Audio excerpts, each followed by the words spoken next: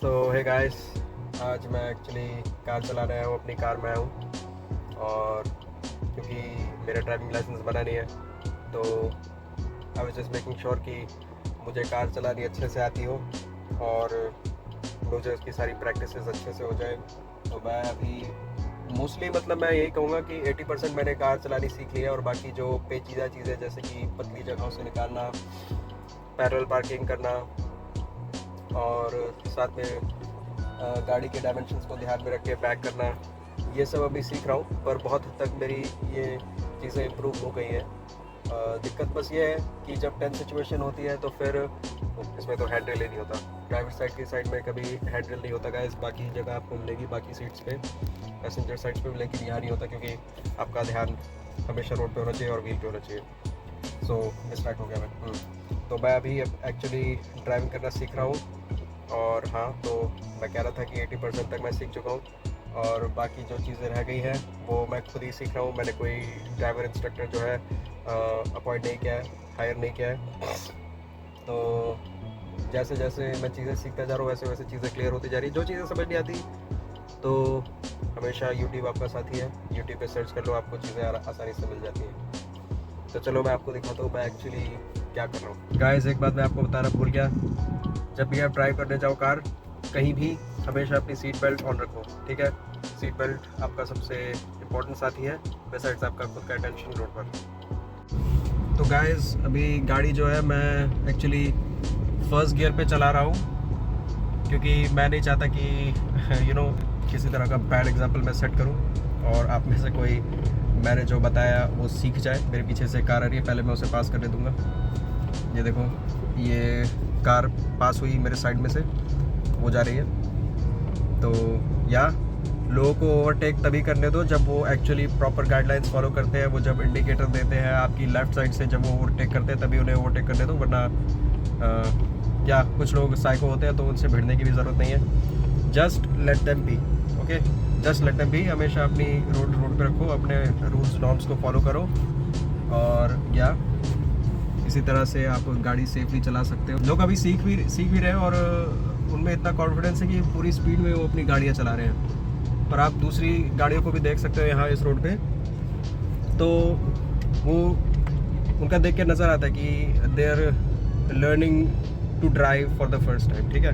पहली बार सीख रहे हैं तो वो स्लोली बेबी स्टेप्स के साथ सीख रहे हैं, यानी कि बस बढ़ा दी। हाँ, आपने सीख लिया तो कोई बात नहीं, 100 की स्पीड पे चलाओ, 200 की स्पीड पे चलाओ।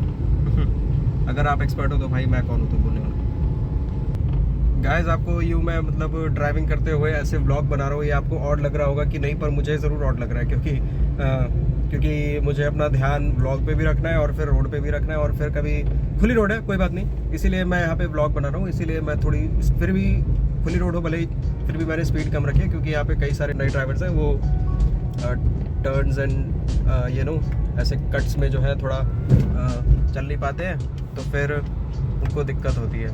तो गाइस, मैं आप में से किसी को भी इस तरह से ड्राइविंग करते हुए अपने एक दूसरे हाथ में फ़ोन लेके व्लॉगिंग करना या फ़ोन को यूज़ करना तो रेकमेंड नहीं करूँगा। पर हाँ, मैंने ऐसे कई लोगों का बिहेवियर देखा है जो ड्राइविंग करते वक्त इतने ज़्यादा ओवर कॉन्फिडेंट हो जाते हैं कि हाथ में स्टीयरिंग होता है लेकिन ध्यान उनका फ़ोन में होता है। ध्यान फ़ोन पे वो कुछ भी कर रहे होते हैं, ऐप चला रहे हैं, वीडियो बना रहे हैं, वीडियो बना रहे हैं या रील स्क्रॉल कर रहे हैं। तो भाई, म्यूज़िक तक सुनना तो समझ आता है, म्यूज़िक को चेंज करने के लिए आप फ़ोन पे ध्यान दे रहे हो तो भी समझ आता है, लेकिन फ़ोन पर आपका ध्यान है और साथ साइमल्टेनियसली आप कार भी चला रहे हो तो ये सही नहीं है, ये रेकमेंड मैं नहीं करूँगा।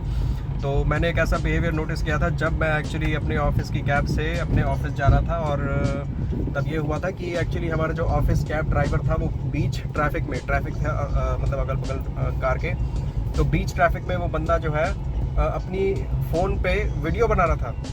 वो लैंडस्केप में नहीं, ऐसे वर्टिकल फॉर्म में, जैसे रील्स बनती है ना, रील्स या फिर शॉर्ट्स, तो उस फॉर्म में बना रहा था अपने इंस्टा पे या फिर कहीं भी डालने के लिए वो शायद बना रहा था। और यही कह रहा हूँ कि इतना ओवर कॉन्फिडेंस नहीं होना चाहिए गाइस आपकी स्किल्स पर। आपको किस तरह की कंडीशन मिले रोड पे, क्या कंडीशन हो, आप क्या कैसे माइंड स्पेस में हो, आपका डिस्ट्रैक्शन हो जाए, क्या हो जाए, तो रिस्क लेने से अच्छा है कि प्लीज़ अपना ध्यान रोड पे रखो प्लीज़, और अपनी स्किल्स को जो है और शार्प करो। इससे अच्छा कि अपनी स्किल्स पर जो है इतना ओवर कॉन्फिडेंस हो जाओ।